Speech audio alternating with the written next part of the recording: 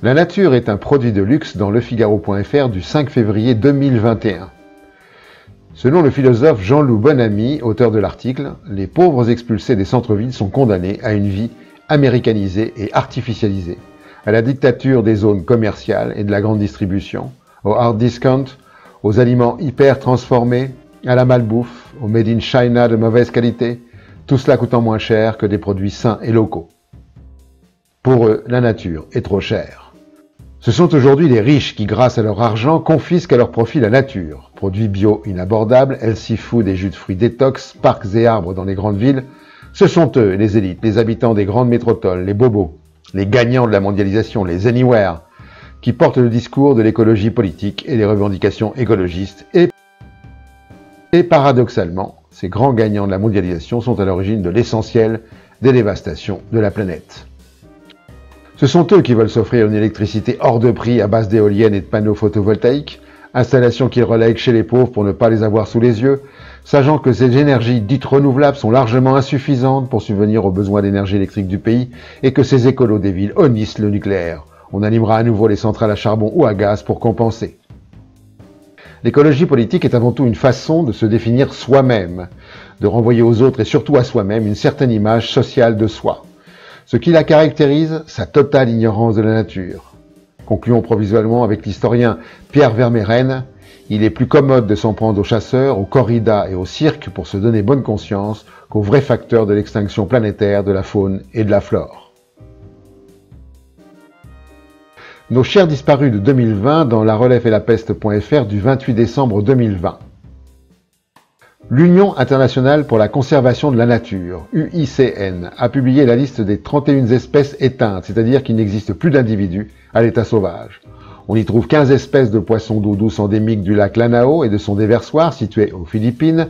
Ces disparitions s'expliquent par une surexploitation, des méthodes de pêche destructrices et l'introduction d'espèces prédatrices. 3 grenouilles d'Amérique centrale ont également été rayées de la liste des animaux sauvages, ainsi que la chauve-souris à longues oreilles de Lord Howe, en Australie, ainsi que le requin perdu, originaire de Chine méridionale, victime de surpêche.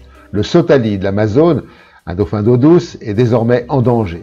Ce changement signifie que toutes les espèces de dauphins d'eau douce dans le monde se trouvent aujourd'hui menacées. Actuellement, l'UICN étudie et classe plus de 128 000 espèces animales et végétales. Plus d'un quart d'entre elles sont menacées d'extinction. La question est, qui en a quelque chose à faire ? La mer monte et ce n'est pas une marée montante dans trustmyscience.com du 4 février 2021. Une étude co-dirigée par Aslak Grinstead, géophysicien de l'Université de Copenhague, indique que les pays devront réduire leurs émissions de gaz à effet de serre encore plus que prévu pour contenir le niveau de la mer. Sans quoi, les populations côtières en subiront rapidement les conséquences. Or, plus de 20% de la population mondiale vit actuellement à moins de 30 km des côtes. Les chercheurs ont constaté que les projections sont sous-évaluées. Les estimations de Grinstead et ses collègues conduisent à un scénario où les océans pourraient s'élever de près de 1 mètre avec un réchauffement global de 2 degrés, une limite qui pourrait être facilement dépassée dans le cadre des politiques climatiques actuelles. Nul doute que les dirigeants pensent qu'un peu de natation sera bénéfique pour les populations côtières. La pollution cachée des sols dans le journal.cnrs.fr du 3 février 2021. La première étude d'ampleur menée dans la région nantaise sur les pollutions diffuses constate la variété des dommages causés par les activités humaines au sol et aux eaux qui y ruissellent. Thierry Lebeau, pilote de l'étude, indique que, à la différence d'une pollution massive qui est localisée et a une origine connue, les pollutions diffuses se caractérisent par des faibles concentrations de contaminants aux sources parfois difficiles à cerner qui vont impacter des surfaces importantes.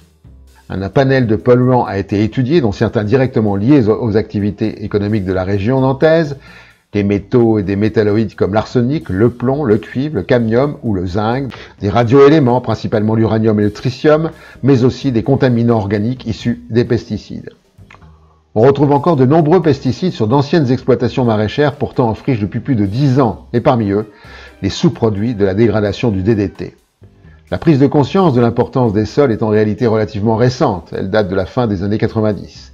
Il n'existe d'ailleurs à ce jour aucune directive européenne sur la qualité des sols, comme il peut en exister sur la qualité de l'eau ou de l'air. Plus rien n'échappe à l'empoisonnement et nos sols nous sont désormais hostiles. Trop de risques pour que tous soient évitables dans futureearth.org de février 2020.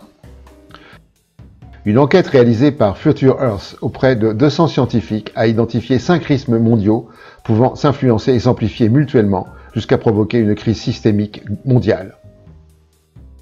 Échec des mesures d'atténuation et d'adaptation au changement climatique, phénomènes météorologiques extrêmes, perte majeure de biodiversité et effondrement d'écosystèmes, crise alimentaire, crise de l'eau.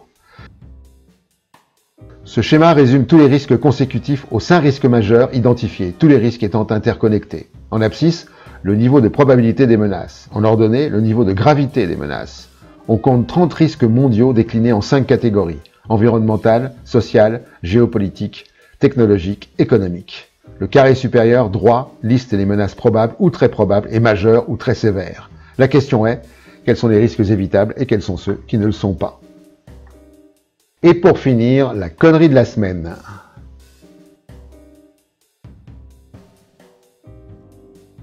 À la prochaine fois.